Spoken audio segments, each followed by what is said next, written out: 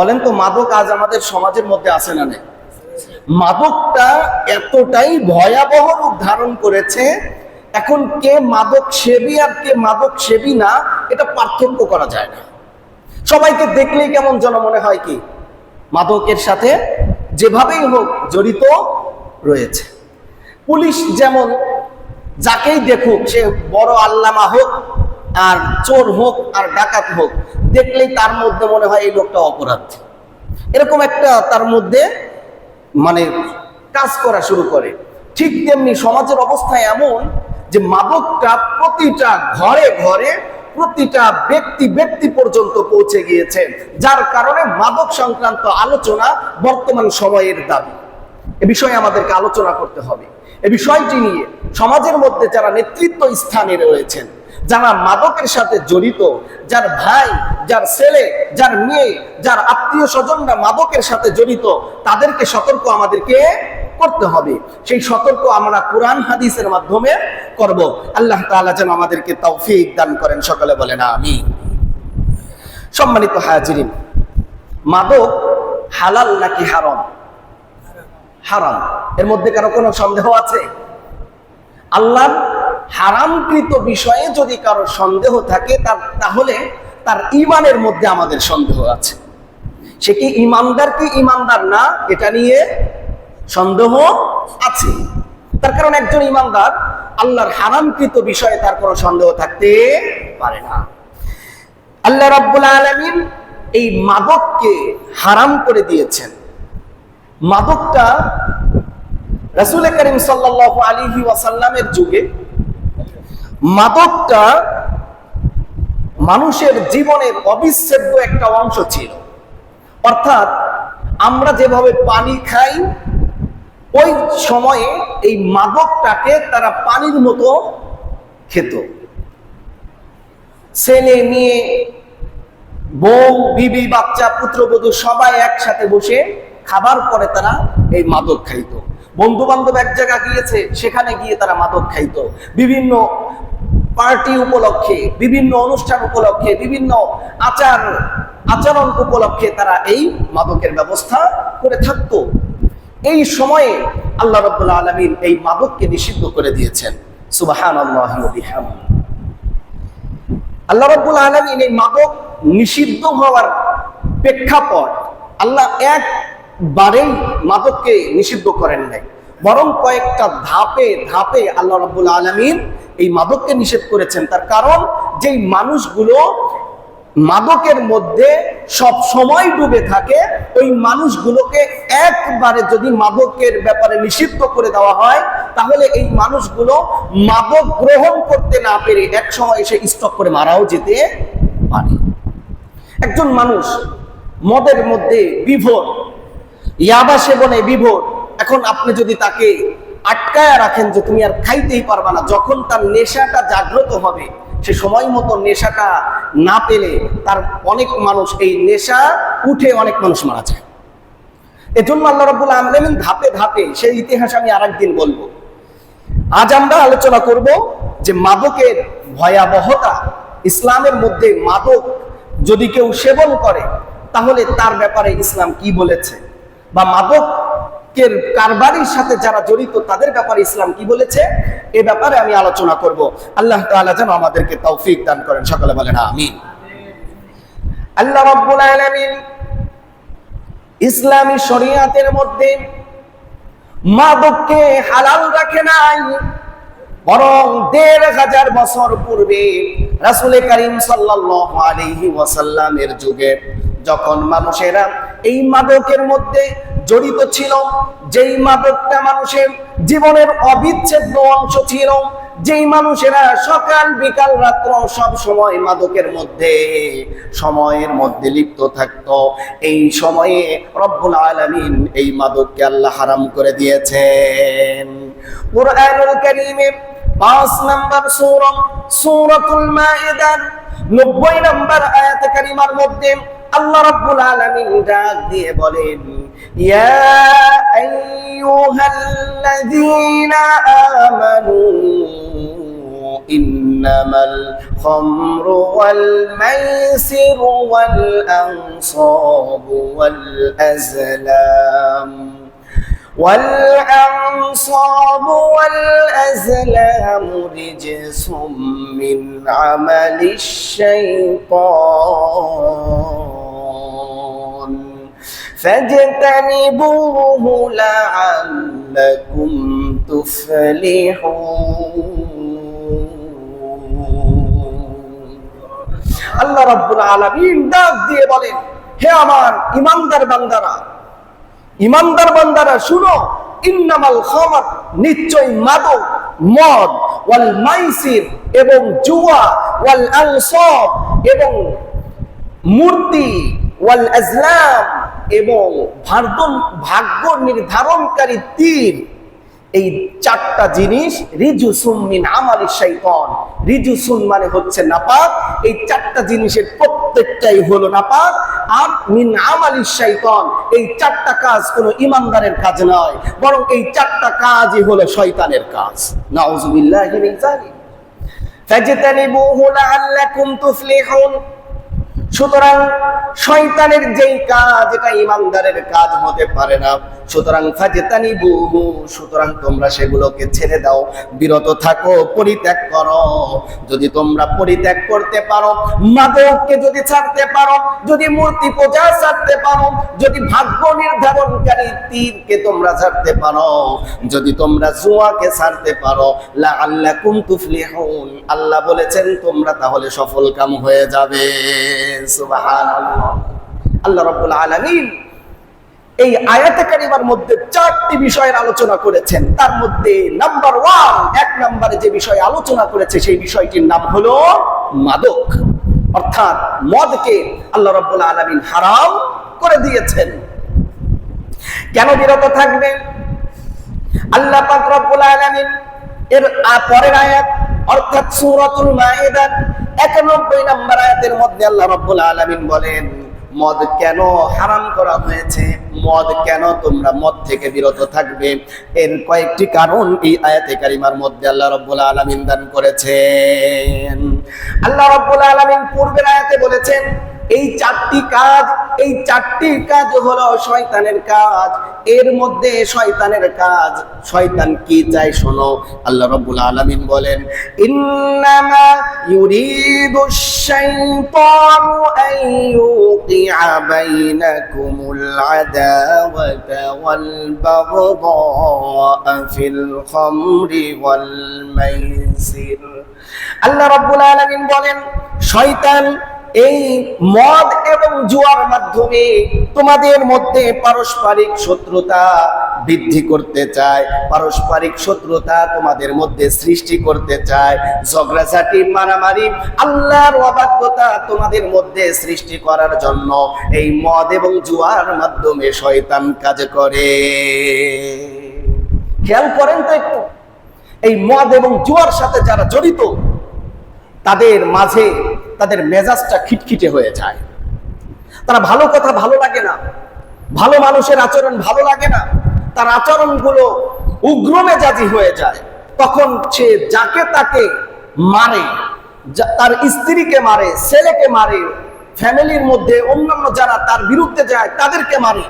এমনকি টাকা পয়সা, মাদকের টাকা পয়সা যদি জোগাড় করে মা বাবা না দেয়, তাহলে মা বাবাকেও বিভিন্ন সময় ব্ল্যাকমেইল করে, বিভিন্ন সময়ে তারকে প্রহার করে। এমনকি আমাদের দেশে বিগত সময়ে আমরা দেখেছি মা বাবাকে এই মাদকের টাকা, নেশার টাকা জোগাড় করে না দেওয়ার কারণে মা বাবাকে নিজের মেয়ে ঐশী জবাই করে হত্যা করেছে। তাহলে শয়তান এই ঐশীর মাধ্যমে তার মা বাবাকে হত্যা করিয়েছে। তাহলে আইয়ুকিয়া বাইনাকুমুল আদাওয়া, তোমাদের পরস্পরের মাঝে, মাদক সেবীদের বন্ধুর মাঝে কি থাকে না? সম্পর্ক ভালো থাকে না, বরং শত্রুতা থাকে। মাদক সেবী যারা, তাদের মাদক সেবী এবং জুয়ারি যারা থাকে, তাদের আশেপাশের মানুষের সাথেও সম্পর্ক ভালো থাকে না, বরং তারা সবাইকে তাদের বিপক্ষে যাওয়ার কারণে তারা শত্রু মনে করে। ওয়াল বাগদা, মারামারি করে, ঝগড়াঝাটি করে, আল্লাহর অবাক বেতার মধ্যে লিপ্ত হয়, আর শয়তান এগুলোর মাধ্যমে সমাজের মধ্যে বিশৃঙ্খলা ছড়াইতে চায়, বিশৃঙ্খলা সৃষ্টি করতে চায়। কথা বলেন ঠিক কিনা? শুধুমাত্র মাদক, সমাজের মধ্যে মারামারি, ঝগড়াঝাটি, চুরি, ডাকাতি ইত্যাদির মাধ্যমে ক্ষান্ত থাকে না। নিজেদের মধ্যে শত্রুতা বৃদ্ধি করেই শুধু শয়তান ক্ষান্ত থাকে না, বরং যারা এই মদ এবং জুয়ার সাথে সম্পৃক্ত থাকে, আল্লাহ বলেন ওয়ায়াসুদ্দাকুম আন যিকরিল্লাহি ওয়া আনিস সালাহ। আল্লাহ বলেন এই মাদক সেবী যারা, যারা জুয়ার সাথে জড়িত, এদেরকে আল্লাহর স্মরণ থেকে শয়তান গাফেল রাখে। ওয়ানিস সালাহ, এবং নামাজ থেকেও গাফেল রাখে। আপনি একটু খেয়াল করেন, একজন মানুষের মধ্যে যদি আল্লাহর স্মরণ থাকে, আল্লাহর ভয় থাকে, আল্লাহর কথা যদি তার দিলের মধ্যে থাকে, ওই ব্যক্তিটা মদ জুয়ার সাথে জড়িত হতে পারে না। একটা মানুষ যখন মদের সাথে জড়িত হয়ে যায়, জুয়ার সাথে জড়িত হয়ে যায়, ওই মানুষটাকে আল্লাহর সাথে সম্পর্ক বিচ্ছিন্ন করতে শয়তানের বেশি সময় লাগে না। তার কারণ মাতাল অবস্থায় থাকলে সে মনে করে কিসের আল্লাহ, কিসের কবর, কিসের পরকিয়া, কিসের মা বাবা, আর কিসের পরকাল, জান্নাত আর জাহান্নাম কি, ওগুলো কোনো বিশ্বাস করি না। আল্লাহর স্মরণ থেকে তাকে বিভোর করে রাখে, বাধা প্রদান করে। ওয়ানিস সালাহ, কোন মাদক সেবী সে নামাজে আসে না, আস্তে আস্তে প্রথমে তো 5 ওয়াক্তে আসেই না, এরপরে যাও বা একটু জুমার দিনে আসতো সামাজিক চাপে। এই সামাজিক চাপে একটা সময় সে ইয়াবা, ফেন্সিডিল, বিভিন্ন মাদক, গাঁজা ইত্যাদি খেয়ে সে ঘুমিয়ে থাকে। কখন জুমার টাইম গেল আর কখন নামাজের টাইম গেল তার কোনো চিন্তা চেতনা থাকে না। এজন্যই তো আল্লাহ রাব্বুল আলামিন বলেন এগুলো হলো শয়তানের কাজ, আর এই শয়তান এই কাজগুলোর মাধ্যমে তোমাদের পরস্পরের মধ্যে শত্রুতা সৃষ্টি করতে চায়, ঝগড়াঝাটি, মারামারি ইত্যাদি তোমাদের মধ্যে সৃষ্টি করতে চায়। এরপরে মদ এবং জুয়ার আসক্ত ব্যক্তিদেরকে আল্লাহর স্মরণ থেকে তাকে বাধা প্রদান করে, নামাজের যাওয়ার থেকে তাকে বাধা প্রদান করে। ফাহাল আনতুম মুনতাহুন, শয়তানের এই কাজগুলো থেকে কি তোমরা বিরত থাকবে না? অর্থাৎ যেই কাজের মাধ্যমে তোমাদের মধ্যে এত সমস্যা হচ্ছে, ওই কাজগুলো থেকে তোমাদেরকে বিরত থাকতেই। আমার কথাগুলো কি বুঝতেছেন? এগুলো কি আমার কথা না কোরআনের কথা? কোরআনের কথা। আজকে আমার ওয়াজটা অনেকের বিরুদ্ধে যাইতেই পারে, আজকে আমার কথাটা, আজকে আমার ওয়াজ অনেকের বিরুদ্ধে যাইতেই পারে। তার কারণ অনেকেই অনেকভাবে জড়িত এই মাদকের সাথে। যা করার কিচ্ছু নেই, কোরআনের কথা বলতে হবে, জানতে হবে, বুঝতে হবে। যদি আমার মধ্যে থাকে আমি বিরত থাকবো, আমার ছেলের মধ্যে থাকলে ছেলেকে বিরত রাখবো, আমার আত্মীয় স্বজনদের মধ্যে থাকলে তাদেরকে ওই মাদক থেকে আমরা বিরত রাখবো। রাজি আছি তো? প্রথমেই আমরা নিয়ত ক্লিয়ার করে নিই। আমার সম্মানিত ভাইয়েরা, মুসল্লিয়ান ইকরাম, এখানে 4টি বিষয়ের কথা আল্লাহ কোরআনের আয়াতের মধ্যে বলে দিয়েছেন। তাহলে আমরা এই কোরআনের আয়াতের অর্থ থেকে বা আয়াতে কারিমা থেকে যেটা বুঝলাম সেটা হলো মদকে হালাল করা আছে নাকি হারাম করা হয়েছে? হারাম করা হয়েছে। শুধুমাত্র 1500 বছর আগের ওই সময়ের জন্য, নাকি কিয়ামত পর্যন্ত যত মানুষ আসবে প্রত্যেকটা মানুষের জন্য মদ হারাম, মাদক হারাম, নেশা জাতীয় প্রত্যেকটা জিনিস হারাম? এই কথাটাই রাসূল করিম সাল্লাল্লাহু আলাইহি ওয়াসাল্লাম সহিহুল জামি 1747 নম্বর হাদিসের মধ্যে বলেছেন, ইন্নাল্লাহা হারামা আলা উম্মতি, আল্লাহ তাআলা আমার উম্মতের উপরে হারাম করে দিয়েছেন আল খামর, মদকে আল্লাহ হারাম করে দিয়েছেন, ওয়াল মাইসির, জুয়াকে হারাম করে দিয়েছেন, ওয়াল কুবাতি, এবং ঢাল, ঢোল, তবলা বাজিয়ে গান বাদ্য করাকেও আল্লাহ তাআলা হারাম করে দিয়েছেন। এখানে কয়টি বিষয় বলা হয়েছে? 3টি। এই 3টির মধ্যে 1 নম্বরে মদ, 2 নম্বরে জুয়া, 3 নম্বরে ঢোল তবলা বাজানোকে আল্লাহ হারাম করে দিয়েছে। অর্থাৎ এক কথায় বাদ্যযন্ত্রকে হারাম করা হয়েছে। ইসলামের মধ্যে বাদ্যযন্ত্র বাজিয়ে আপনি কোনো গান গাইতে পারবেন না। এমনকি কোরআন তেলাওয়াতের ক্ষেত্রেও যদি বাদ্যযন্ত্র বাজানো হয় তাহলে কোরআন তেলাওয়াত শোনাটাও আপনার জন্য হারাম হয়ে যাবে। কারণ কি? এমনকি ঈমান চলে যাওয়ারও সম্ভাবনা আছে। আপনি যদি মদ খান এটা আপনার একটা গুনাহ হবে, কবিরা গুনাহ সর্বোচ্চ। কিন্তু আপনি যদি বিসমিল্লাহ বলে মদ খান তাহলে আপনার ঈমান চলে যাবে। খুব সেনসিটিভ বিষয়। কোরআন তেলাওয়াত আপনি শুনেন, সওয়াব হবে। কোরআন তেলাওয়াত যদি না শুনেন তাহলে আপনার হয়তো গুনাহ হবে। কিন্তু কোরআন তেলাওয়াতকে আপনি আরো সৌন্দর্যমণ্ডিত করার জন্য যদি বাদ্যযন্ত্র ব্যবহার করেন, মিউজিক ব্যবহার করেন, তাহলে কোরআন তেলাওয়াত শোনাটা আপনার জন্য হালাল হবে না, হারাম হয়ে যাবে। খুব খেয়াল করতে হবে। আমরা যা করি মনে করি এটাই আমাদের জন্য জায়েজ হয়ে গেছে।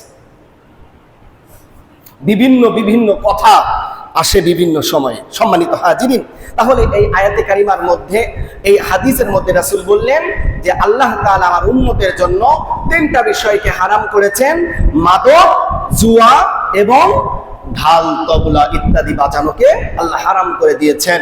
মাদক এবং জুয়া আমাদের সমাজের মধ্যে আছে না নাই? মদ জুয়া নাই? আছে। রন্ধ্রে রন্ধ্রে পৌঁছে গিয়েছে আজ সমাজে। সমাজ একেবারে নিকৃষ্ট হয়ে যাচ্ছে। আজ মাদকের সাথে জড়িত যারা, তাদের ব্যাপারে কেউ কোনো পদক্ষেপ গ্রহণ করতে পারে না। তাদের পাওয়ার আজকে বেশি। আজকে মাদক সেবীরা বিভিন্ন জায়গায় ভালো ভালো চেয়ারে বসে আছে। সমাজের মধ্যে তারা ভালো চেহারার অধিকারী হয়ে বসে আছে, কিন্তু ভিতরে ভিতরে তারা মাদক কারবারির সাথে জড়িত। সম্মানিত হাজিরিন, এবার আসেন মাদক কি জিনিস সেটাও রাসূল করিম সাল্লাল্লাহু আলাইহি ওয়াসাল্লাম তাবরানীর হাদিসের 8898 নম্বর হাদিসের মধ্যে রাসূল করিম সাল্লাল্লাহু আলাইহি ওয়াসাল্লাম বলেন, কুল্লু মুসকিরিন খামরুন, প্রত্যেক নেশা জাতীয় জিনিসই হলো মাদক। প্রত্যেকটা নেশা জাতীয় জিনিসই হলো মাদক। ওয়া কুল্লু মুসকিরিন হারাম, এবং প্রত্যেক নেশা জাতীয় বস্তু হলো হারাম। তাহলে মাদক কি জিনিস? যেটাতেই আপনার নেশা ধরবে সেটাই আপনার জন্য মাদক। খুব খেয়াল করতে হবে। মাদক খুব খালি মদ খাওয়া যে মাদক তা না, আরো আনুষঙ্গিক অনেক বিষয়ে যেই সমস্ত হারাম কাজের সাথে আপনার নেশা আছে, প্রত্যেকটা জিনিস আপনার জন্য মাদক। আর আপনার ব্যাপার, আপনি যেই কাজ, এই মাদকের কাজের সাথে জড়িত হওয়ার পরে আপনিও সেটা কি হয়ে যাবেন? মাদক সেবীদের অন্তর্ভুক্ত হয়ে যাবেন। যদি কোনো ব্যক্তি মাদক সেবন করে, মাদক সেবন করলে ওই ব্যক্তি একদিন সেবন করবে, আগামী 40 দিন পর্যন্ত তার নামাজ, তার দোয়া ইত্যাদি ইবাদত তার কবুল হবে না। কিছু মানুষ তো এমন আছে, মদ খেয়ে বা মাদকের আড্ডা শেষ করে তারা বলে আমরা বিদেশিটা খেয়েছি, বাংলাটা খাই নাই, দামিটা খেয়েছি, কম দামিটা খাই নাই। ঝাঁঝালো বিভিন্ন রকম কথা তারা এটাকে বলে। তারা বলেন এই ব্যক্তিটাই যদি মসজিদের সভাপতি হয়, এই ব্যক্তিটাই যদি ঈদগার সভাপতি হয়, এই ব্যক্তিটাই ধর্মীয় প্রতিষ্ঠানের সভাপতি সেক্রেটারি কমিটির লোক হয়, এই ব্যক্তিটাই যদি সমাজের নেতৃত্ব স্থানে হয়, তাহলে ওই ব্যক্তিটা যে মাদক খেয়ে তার ফিডব্যাক যে মানুষের সামনে বলতেছে, এই ব্যক্তিটার 40 দিন পর্যন্ত তার কোনো নামাজ, তার কোনো দোয়া, তার কোনো ইবাদতই কবুল হবে না। তার তো এই যোগ্যতাই হারিয়ে গিয়েছে, কোথাও পদে পদস্থ থাকার তার যোগ্যতাই নষ্ট হয়ে গিয়েছে। সম্মানিত হাজিরিন, সুনানে তিরমিজির 1862 নম্বর হাদিসের মধ্যে রাসূল করিম সাল্লাল্লাহু আলাইহি ওয়াসাল্লাম বলেছেন, মান শারিবাল খামর, যেই ব্যক্তিটা মাদক গ্রহণ করবে, মাদক সেবন করবে, লাম তুকবাল লাহু সালাতুন 40 সাবাহান, ওই ব্যক্তির 40 দিন পর্যন্ত নামাজ, দোয়া ইত্যাদি কোনো কিছুই কবুল হবে না। তাহলে নেশা জাতীয় বস্তু খাইলে অথবা নেশা জাতীয় জিনিস সেবন করলে, পান করলে 40 দিন পর্যন্ত দোয়া কবুল হবে না, নামাজ কবুল হবে না। যেই জিনিস খাওয়ার কারণে 40 দিন পর্যন্ত নামাজ, কালাম ইত্যাদি কোনো কিছুই কবুল হয় না, ওই জিনিসটা একজন মুসলমান কোনোদিনও খেতে পারে না। আর ওই জিনিসের মধ্যে অবশ্যই অবশ্যই এই 40 দিন পর্যন্ত ক্ষতি হওয়ার সম্ভাবনা রয়েছে বলেই আল্লাহ তাআলা ইসলামের মধ্যে এটাকে হারাম করে দিয়েছে। আর আমরা মনে করি খাইতাছি, একটু চেহারা টেহারা ভালো আছে। বিভিন্ন ফিল্মের জগতের সাথে যারা আছে, চিত্রনায়ক নায়িকা যারা আছে, তারা অধিকাংশ এই মাদকের সাথে জড়িত। তার কারণ মাদক খাইলে, ওই যে কোরআনের একটা আয়াতে আছে, মানাফিউ লিন-নাস, মানুষের জন্য কিঞ্চিত পরিমাণ উপকার আছে। চেহারা ভালো থাকে, দেখবেন মাদক সেবীদের চেহারা খুব ভালোই আছে, একটা সময় ভালো থাকে কিন্তু শেষ সময় ভালো থাকে না। এজন্য যারা মাদকের সাথে জড়িত তাদের 40 দিন পর্যন্ত নামাজ কবুল হবে না। এজন্য আমার ভাইয়েরা, যেটা খাইলে পান করলে সে আমার 40 দিন ইবাদত কবুল হবে না, ওই জিনিসটা কি কারো খাওয়া উচিত? কারো উচিত না। এজন্য আমরা কেউ এই মাদকের সাথে জড়িত থাকবো না। আরো কঠিন কথা হাদিসের মধ্যে এসেছে, সুনানে নাসাইর 5684 নম্বর হাদিসের মধ্যে এসেছে, মান শারিবাল খামরা, যে ব্যক্তিটা মাদক গ্রহণ করবে, মাদক সেবন করবে, মাদক পান করবে, মদ খাবে, লাম তুকবাল লাহু সালাত, তার নামাজ কবুল হবে না, মা দামা ফি জাওফিহি আও উরুকিহি মিনহা শাইউন, যতক্ষণ পর্যন্ত এই মাদক তার পেটের মধ্যে থাকবে, যতক্ষণ পর্যন্ত এই মাদকের প্রভাবটা তার রক্তের মধ্যে থাকবে, যতক্ষণ পর্যন্ত এই মাদকের প্রভাবটা তার রগের মধ্যে থাকবে, ততক্ষণ পর্যন্ত তার দোয়া কবুল হবে না, নামাজ কবুল হবে না। এটা তো স্বাভাবিক একটা কথা। ওয়া ইন মাতাক, এখন এই 40 দিন পর্যন্ত অথবা রক্তে মাদক প্রবাহিত থাকা অবস্থায় অথবা পেটের মধ্যে থাকা অবস্থায় যদি কোনো ব্যক্তি মারা যায়, মাতা কাফিরন, তাহলে ওই ব্যক্তিটা কাফের হিসাবে মারা যাবে। নাউজুবিল্লাহ জোরে বলে। এখন কোন কাফেরের জানাজায় অংশগ্রহণ করা জায়েজ আছে? আছে? কোন কাফেরের কি জানাজা আছে? কোন কাফেরের তো জানাজা নাই। তাহলে মাদক সেবী সে যদি এই মাদক গ্রহণ করা অবস্থায় মারা যায়, তাহলে তার জানাজা দেওয়াও জায়েজ নাই। সামাজিকভাবে এই কঠিন পদক্ষেপটা গ্রহণ করেন তো, দেখবেন সমাজের মধ্যে মাদক সেবী আর কেউ থাকবে না।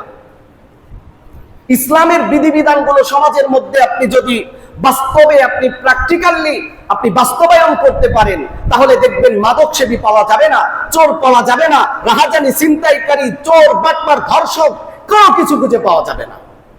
ইসলামের বিধিবিধানগুলো যদি ইসলামের সমাজের মধ্যে এটাকে বাস্তব রূপে ফুটিয়ে তোলা যায়। কিন্তু আমরা শান্তির সমাজ চাই, ইসলাম মানতে চাই না। আমরা মাদক মুক্ত সমাজ চাই, আমরা সমাজ মাদক মুক্ত করতে গেলে ইসলামের ফর্মুলা গ্রহণ করতে চাই না। আমার দেশে মাদক নির্মূল কমিটি নাই, বরং মাদক দ্রব্য নিয়ন্ত্রণ কমিটি আমার বাংলাদেশে আছে। আপনি তো নিয়ন্ত্রণ করতে চান, আপনি তো নির্মূল করতে চান না। আপনি তো মাদকের ব্যাপারে, মদের ব্যাপারে আপনি লাইসেন্স দিয়ে রেখেছেন, আর সেই লাইসেন্সের মাধ্যমে ফিল্ড পর্যায়ে যখন আসে, এই ফিল্ড পর্যায়ের মাদক সেবীদেরকে ধরে আর কি হবে? আপনার যদি মাদককে নির্মূল করতেই হয়, তাহলে যাদেরকে আপনি লাইসেন্স দিয়েছেন, আপনি যাদের মাধ্যমে বাংলাদেশে মাদক কারবারি ঢুকে, মাদক ঢুকে, ইয়াবা, ফেন্সিডিল, গাঁজা, তারি, বিয়ার ইত্যাদি ঢুকে, আপনি তাদের লাইসেন্স বাতিল করে দেন, তাদেরকে আপনি ধরে পাকড়াও করেন, দেখবেন ফিল্ড পর্যায়ে মাদক আসবে না, আর কোন মাদক সেবী সমাজের মধ্যে খুঁজে পাওয়া যাবে না। কথা বলে ঠিক না? এজন্য আমার ভাইয়েরা, আমাদের খুব খেয়াল করতে হবে, যদি সমাজ থেকে মাদককে নির্মূল করতে হয়, তাহলে ইসলামী এই অনুশাসনের কোনো বিকল্প ব্যবস্থা নাই।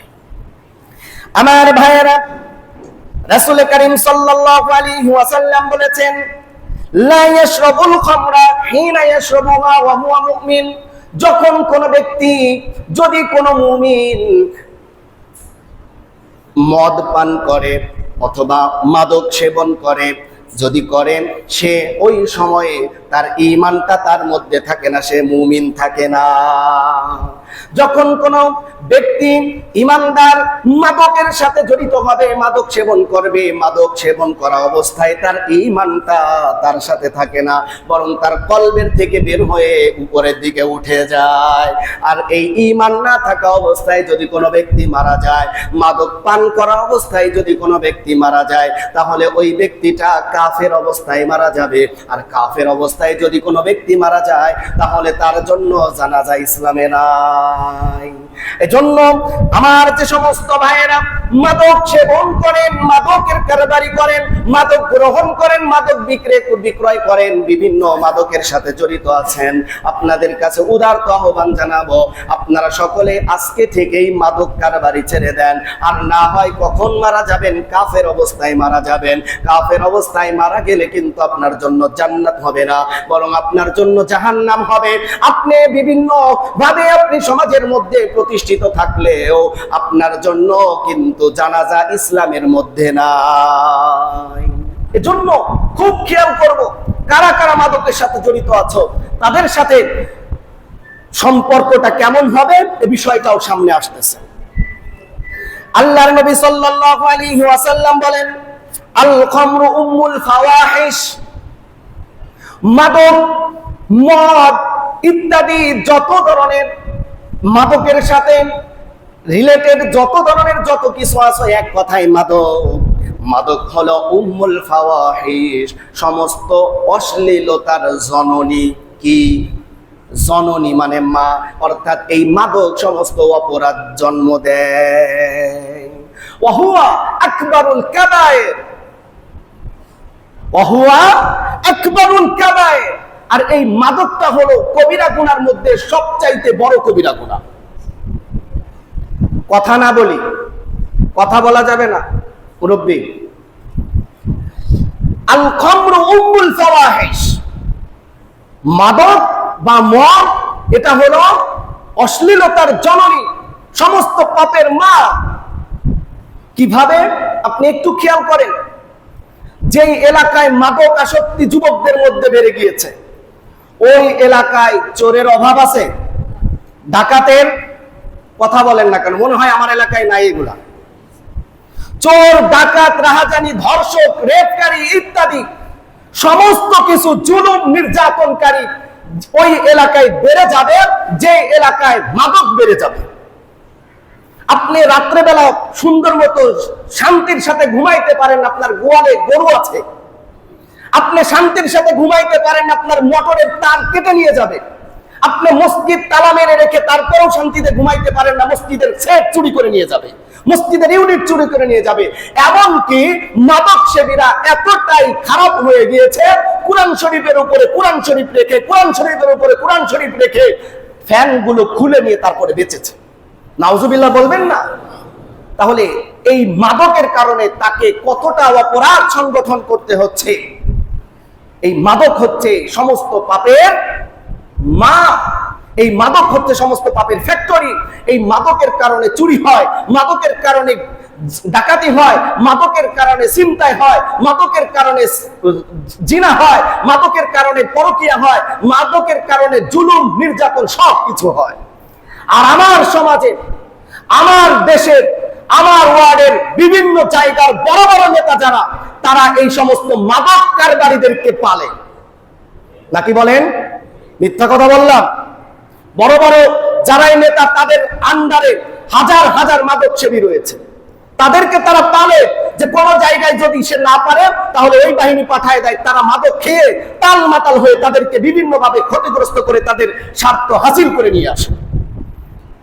সম্মানিত হাজিরিন, আমার কথাগুলো আজকে করা হয়ে যাচ্ছে, তার কারণ এই কথা কইতেই হবে, বলতেই হবে। সাউন্ড বেশি হয়ে গেছে? হ্যাঁ, দেখি এবার আছে ঠিক। সম্মানিত হাজিরিন, খুব খেয়াল করতে হবে, মাদকের কারণে আজকে সমাজের মধ্যে আজ সমস্ত প্রকার অপরাধ সংগঠিত হচ্ছে। এই অপরাধের মা হচ্ছে এই মাদক। এই মাদকের সাথে জড়িত যারা, এইরকম 10 জনকে আল্লাহ লানত দিয়েছেন এবং আল্লাহর রাসূল সাল্লাল্লাহু আলাইহি ওয়াসাল্লাম লানত দিয়েছেন। আমার ভাইয়েরা, আল্লাহর রাসূল সাল্লাল্লাহু আলাইহি ওয়াসাল্লাম ছিলেন রাহমাতাল লিল আলামিন, উম্মতের জন্য রহমত স্বরূপ। তায়েফের ময়দানে রাসূল করিম সাল্লাল্লাহু আলাইহি ওয়াসাল্লাম ইসলামের দাওয়াত দিয়েছেন। ইসলামের দাওয়াত দেওয়ার কারণে তায়েফের যুবকেরা রাসূলকে মারতে মারতে মারতে মারতে রক্তাক্ত করে ফেলেছেন। রক্তাক্ত অবস্থায় পায়ের মধ্যে রক্তের কারণে জুতার মধ্যে জুতা আটকে গিয়েছে। রাসূল করিম সাল্লাল্লাহু আলাইহি ওয়াসাল্লাম তায়েফের একটি আঙ্গুরের বাগানে গিয়ে আশ্রয় গ্রহণ করেছেন। ওই সময় পাহাড়ের যেই ফেরেশতারা আছে, ওই ফেরেশতারা রাসূলের কারীমের কাছে এসে বললেন, ইয়া রাসূলুল্লাহ, ইয়া হাবিবাল্লাহ, যেই তায়েফের মানুষ আপনাকে এত কষ্ট দিল, যেই তায়েফের মানুষ আপনাকে মেরে রক্তাক্ত করে ফেলল, আপনি যদি একটু হুকুম দেন তাহলে আমি তো এই দুইটা পাহাড়কে একত্রিত করে এই তায়েফবাসীদেরকে আমি পিষে ফেলাতে পারি, মেরে ফেলাইতে পারি। রাসূল করিম সাল্লাল্লাহু আলাইহি ওয়াসাল্লাম এতটাই আঘাতপ্রাপ্ত হওয়ার পরেও তখন জিবরাইল ওই ফেরেশতাদেরকে বললেন, হে আমার ফেরেশতারা শোনো, আমাকে তো আল্লাহ তাআলা উম্মতের জন্য রহমত হিসেবে পাঠিয়েছেন, রাহমাতাল লিল আলামিন, জগতের রহমত হিসেবে আমাকে পাঠিয়েছেন। আমি লানত দিতে পারবো না, আমি অনুমতি দিতে পারবো না। আমি আশা করি এরা আমাকে চিনে নাই, তাই আমাকে মেরেছে, রক্তাক্ত করেছে। কিন্তু এর পরবর্তী প্রজন্ম যারা আসবে তারা ইসলাম কবুল করে ইসলাম মেনে নিবে। সুবহানাল্লাহ। তখন রাসূল করিম সাল্লাল্লাহু আলাইহি ওয়াসাল্লামকে এত রক্তাক্ত করার পরেও যেই নবী লানত দেয় নাই, অভিশাপ দেয় নাই, কিন্তু সেই নবী মাদকের সাথে জড়িত 10 ব্যক্তির জন্য আল্লাহ এবং আল্লাহর রাসূল লানত দিয়েছেন। চিৎকার মেরে বলেন না নাউযুবিল্লাহ। আমার ভাইরা, আবু দাউদ শরীফের 3674 নম্বর হাদিসের মধ্যে এসেছে, ক্বালা রাসূলুল্লাহ সাল্লাল্লাহু আলাইহি ওয়াসাল্লাম, লাআনাল্লাহুল খামরা ওয়াশারিবাহা ওয়াসাকিয়াহা। আল্লাহর রাসূল সাল্লাল্লাহু আলাইহি ওয়াসাল্লাম বলেন, লাআনাল্লাহুল খামরা, আল্লাহ লানত মাদক দ্রব্যের উপরে। কার উপরে? মাদক, যে যত ধরনের মাদক হতে পারে, বাংলাদেশে প্রায় 24 থেকে আরো উপরে মাদক চলমান রয়েছে। এই সমস্ত মাদক দ্রব্যের উপরেই কি হবে? আল্লাহ লানত। ওয়াশারিবাহা, 2 নম্বরে যারা এই মাদক গ্রহণ করবে, পান করবে, খাবে, তাদের উপরেও আল্লাহর, কথা বলেন, আল্লাহ লানত। ওয়াসাকিয়াহা, যারা পরিবেশন করবে, অর্থাৎ বোতল থেকে ঢেলে মানুষের সামনে নিয়ে খাওয়াইবে, এই সমস্ত মানুষদের উপরেও লানত। একজনের, তিনি কে? একটু জোরে কথা বলেন না কেন? তিনি কে? আল্লাহ লানত, আল্লাহর অভিশাপ তার উপরে, যারা মাদক পরিবেশন করবে, যারা খাবে। এরপরে আল্লাহ রাসূল বলেন, ওয়া বাইআহা, এবং যারা মাদক বিক্রয় করবে তাদের উপরেও আল্লাহ। তাহলে আমাদের সমাজের মধ্যে মাদক বিক্রেতা আছে না নাই? খাওয়ানোর লোক আছে না নাই? খাওয়ার লোক আছে না নাই? মাদক আছে না নাই? প্রত্যেকটাই আছে, প্রত্যেকটা বিষয় এখানে আছে। ওয়া মুবতাআহা, এবং যার কাছে বিক্রি করবে তার উপরেও আল্লাহ। ওয়াসিরাহা, এবং যেই কোম্পানি, যেই ফ্যাক্টরি এটাকে প্রস্তুত করবে তাদের উপরেও লানত। ওয়া মুতাসিরাহা, যাদের জন্য প্রস্তুত করা হবে তার উপরেও লানত। অথবা এই ফ্যাক্টরিতে যারা চাকরি করবে, এই মাদক প্রস্তুত করার কাজে যারা সাহায্য করবে তাদের উপরেও লানত। একজনের, তিনি কে? ওয়া হামিলাহা, এবং যারা এই মাদককে বহন করে নিয়ে যাবে, এক জায়গা থেকে আরেক জায়গায় পৌঁছায়া দিবে, এই সমস্ত ব্যক্তিদের উপরেও আল্লাহ লানত। ওয়া মাহমুলাতা ইলাইহি, এবং যাদের কাছে, যাদের জন্য এই মাদককে বহন করে নিয়ে যাবে তাদের উপরেও আল্লাহ লানত। ওয়া আকিলু সামানিহা, 10 নম্বরে যারা এই মাদকের মূল্য খাবে, বিক্রয়লব্ধ, বিক্রয়ের টাকা পয়সা যারা খাবে, এই ব্যক্তিদের উপরেও আল্লাহর লানত। বলেন তো, এই 10 শ্রেণীর থেকে বাঁচার দরকার আছে না নাই? আছে দরকার। যদি আপনি আর আমি না বেঁচে থাকি, আপনার সন্তানকে যদি না বাঁচান, আপনার ফ্যামিলিকে যদি না বাঁচান, তাহলে আল্লাহ লানত আপনার পুরো ফ্যামিলির উপরে পড়বে। এই এলাকার মানুষ যদি মাদক সেবীদের ব্যাপারে কোনো পদক্ষেপ গ্রহণ না করে, তাহলে এলাকার মানুষের উপরে আল্লাহ লানত হবে। সে হতে পারে আপনার সন্তান। তুই যদি মাদক কারবারি না আসারিস, তোর সাথে আমার সম্পর্ক নাই, তুই আমার সন্তান না। পদক্ষেপ গ্রহণ করে না। মাদক বেচে তো মোটা মোটা মাছ আর বড় বড়টা কিনে এনে খাওয়ায়, খুব মজা লাগে। আমার ভাইয়েরা, মাদক সেবীদের ব্যাপারে আরো বলা হয়েছে, লা তুজালিসু শারিবাল খামরা, যারা খমর অর্থাৎ মাদক যারা গ্রহণ করে তাদের সাথে উঠা বসা লেনদেন করা যাবে না। দেখেন মাদক কারবারিদেরকে কিভাবে সাইজ করতে হয়, রাসূল করিম সাল্লাল্লাহু আলাইহি ওয়াসাল্লাম হাদিসের মধ্যে বলে দিয়েছেন। যদি মাদক কারবারিদের সাথে আপনি উঠা বসা না করেন, একঘেয়ে হয়ে যাবে, কি যাবে না? সমাজের মধ্যে সবাই জানবে ওই লোকটার কাছে যাওয়া যাবে না, তার কারণ সে মাদকের সাথে জড়িত। এরপরে রাসূল বলেছেন, ওয়ালা তুযাওয়িজুহু, তার জন্য তাকে বিবাহ করানো যাবে না। আপনার মেয়ের কাছে প্রস্তাব দিয়েছে যে একজন মাদক সেবী, আপনি বলবেন তোর কাছে মেয়ে বিয়ে দেব না যদি তুই মাদক না ছাড়িস। সোজা হবে কি হবে না? এরপরে আল্লাহর নবী বলেন, ওয়ালা তাতাযাওয়িজুহু ইলাইহি, এবং তার কাছে মেয়ে বিয়ে দেওয়ার, তার বিবাহের কোনো ব্যবস্থাই করা যাবে না, কইরো না।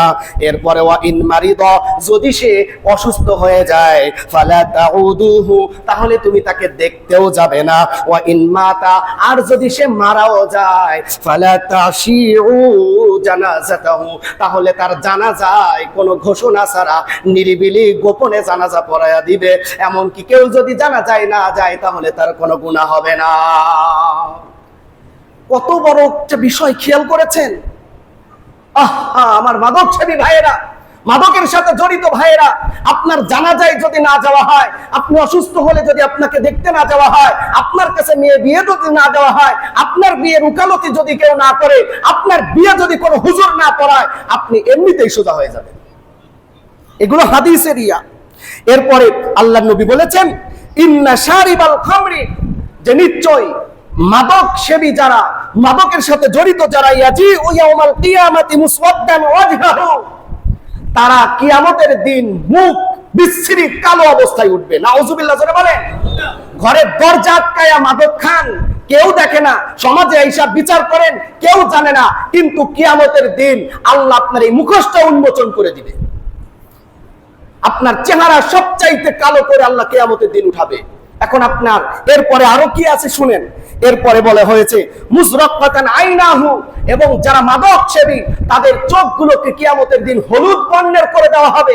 হাদিসের শেষাংশে এসেছে তাদের জিহ্বাটা এখান থেকে বের হয়ে তাদের জিহ্বাটা তাদের পেট পর্যন্ত চলে আসবে। কুকুর যখন বেশি দৌড়ায়, বেশি গরম পড়ে, তখন সে হাঁপাইতে হাঁপাইতে তার জিহ্বা দিয়ে লালা পড়ে কি পড়ে না? ঠিক তেমনি ভাবে যারা মাদক সেবী, কিয়ামতের দিন তাদের জিহ্বাটা বের হয়ে তাদের বুকের কাছে চলে আসবে। এই জিহ্বা দিয়ে তার লালাটা তার পেটের উপরে পড়বে। আর যখনই কারো পাশ দিয়ে যাবে, বলেন এই লালা পড়া মানুষটা আপনার পাশে গেলে আপনি কি বলবেন?